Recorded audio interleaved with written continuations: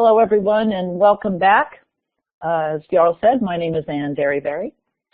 Today, we're here to talk about meeting the needs of job seekers with digital badges.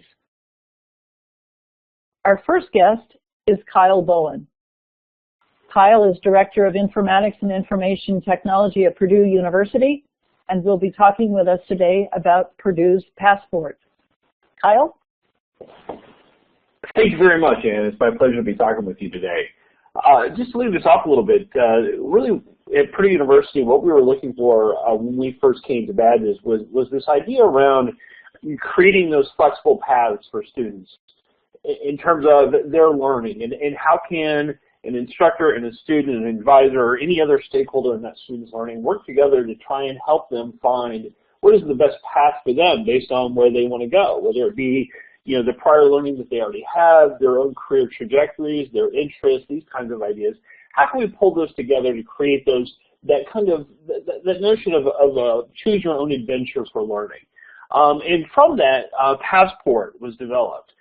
Passport is currently available at openpassport.org. You can go there and sign in. There are some open badges that you can go in there and learn a little bit more about how Passport works. Let me give you a quick overview of the technology, and then I'll explain a little bit about what we've seen since. So Passport as a system is designed for instructors or students or really anyone who within the university who wants to teach on a particular topic and have it credentialized by a badge. What we realized entering into this was that in order for this to work and really make it such that it can be its most effective, was that the technology had to provide kind of an end-to-end solution. So not only does it help manage the completion of the badges themselves, but it also helps step the instructor through the process of designing that badge system. So in many ways, we designed Passport around this idea that it's a badge system that helps design badge systems. So as faculty begin to craft it, it helps them do things as simple as even crafting the badge itself, to creating what we call challenges that culminate in the awarding of the badge.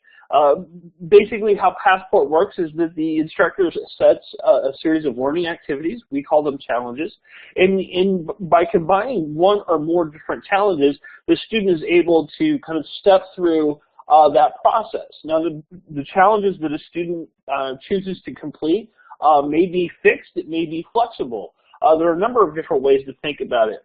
Each one looks at that learning activity in a slightly different way, whether it be creating digital assets of some kind, taking some kind of assessment, or a survey, which has actually become fairly common, or conducting some kind of offline activity, something that can only be demonstrated visually. All of these things are then available to the student to complete, whether it be as part of their course or a co-curricular activity, and I'll get into that more detail in just a minute. And here recently we've been experimenting with a series of mobile applications that help students to achieve these kinds of learning outcomes on location, meaning in areas where the learning has to take place, whether it be in the lab, in the field, or somewhere else. And so with that, we've developed a series of new applications to help engage students in different ways, and it also allows the faculty to be creative about how they implement the technology.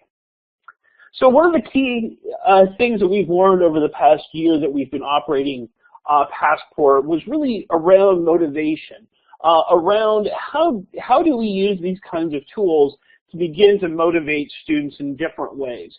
And what we've discovered is that there are two basic archetypes of badges that have emerged.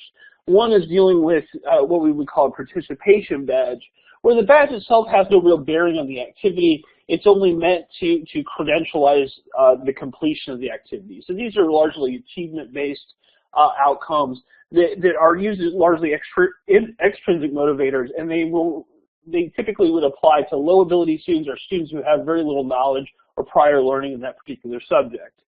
On the other hand, we're experimenting more and more with skill-based badges, which are really kind of looking at mastery level learning and how can we get students to take a deeper dive into these ideas and really kind of appeal to the intrinsic qualities of learning, whether it be being able to relate that to some other portion of their career or being able to appeal to their kind of self-regulated nature in terms of choosing which areas that they want to emphasize on. Really what we've been actively trying to avoid is a notion of kind of badge proliferation, right? This idea that we just award badges en masse to lots and lots of people for identifying or doing very small things. The problem with that is that it tends to devalue the badge itself. And in talking to our students, there's actually just very little interest in them, applying them that way.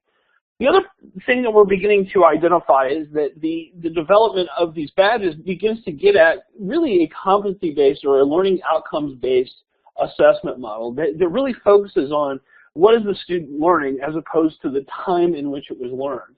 And so in a traditional class, it's 16 weeks long. A student will complete that, move through that course, and at the end of 16 weeks, it's like they were racing a clock. The clock stops and say, okay, you've gotten a C.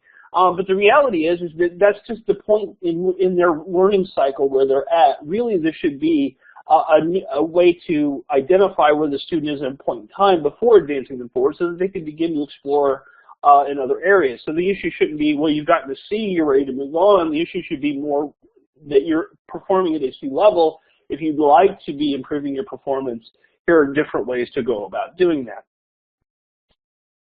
One of the other elements that has made badges work well for us is around their versatility. In particular, the ability to attach metadata to the badges has made it such that they can be applied in a wide range of scenarios. And let me give you a few. One is we've applied badges in curricular scenarios. So these are traditional courses which have used badges as a way to identify specific learning outcomes within their course. So these are badges from WCET 270, which is an Intro to Ed Tech course where students have very specific learning outcomes, and each one culminates itself with the awarding of a badge.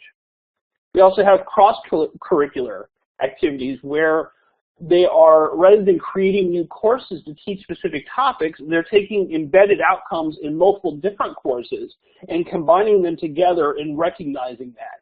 Here is a program that we've been running really for the last year called Pupil or the Passport to Intercultural Learning, which uses, again, learning outcomes in multiple different courses in multiple different curriculums and really pulls those together as a way to credentialize that intercultural learning or intercultural awareness. Another is co-curricular activities. So these are activities that happen in parallel with traditional courses. And so in this case, this is the LinkedIn Bootcamp that was developed by a group of student interns within our Center for Career Opportunities as a way to help students develop their LinkedIn profiles as they enter the workforce. And really what we can begin to see are how these co-curricular activities begin to map into learning outcomes from more traditional curricular elements. And the last one is how it applies to open curricular activities. So these would be structured courses that are not credit-bearing, which are very similar to MOOCs. In our case, we have what we call the NanoHub U, which is a very focused series of online courses related to nanotechnology. And in this case, they issue badges as a way to recognize students' completion across those courses. So each one of those applies the use of badges in multiple different ways, in multiple different kinds of learning settings. So really, again, the intent here is to begin to capture learning in all of its forms, not just as part of traditional classes. From the student standpoint, this is the area of greatest investment in going forward, is really looking at how do we use this information to the student's advantage? Because a lot of what it's helping us do are validate and provide credentials to students for things that really would have gone unnoticed before or provided no real official certification for. And so that's the need for these kinds of online displaying tools that allow us to create profiles of the students that they can use to share with potential employers or in other areas related to what are they actually learning. And because of the metadata sitting behind the badge, they can begin to demonstrate how it was learned and what the evidence of their learning. And so the creation of these profiles, like I said, is an area of real investment in going forward because it provides the students a number of unique opportunities to be able to create unique pictures of themselves, to differentiate themselves from other students also graduating from the university, but then differentiating themselves from other students around the world. So a lot of these kind of feed into this central idea of using badges as a way to reinforce learning in a broad collection of scenarios. Passport is part of our studio initiative at Purdue. If you'd like to learn more about Passport or would like to discuss any more, here you can go to purdue.edu/studio. Thank you very much for your time. Thank you, Kyle. We appreciate it very much.